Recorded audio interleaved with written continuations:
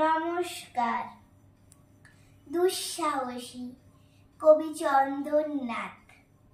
ভিতর পক্ষে বড্ড কঠিন পাহাড় মরু পার হওয়া, কাতর যে তার পক্ষে কঠিন মৃত্যু দুঃখের ভার সওয়া।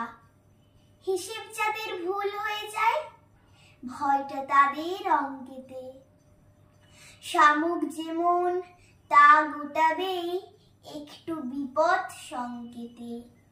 এমন আমি কখনো নই দুঃসাহসী দুর্নিবার, স্বপ্নে পেরুই পাহাড় মরু গহীন বন আফ্রিকার।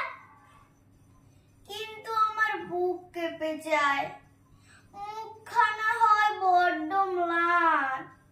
শীতের দিনে মাঝেই বলেন ঠান্ডা জলে করতে স্নান। নমস্কার।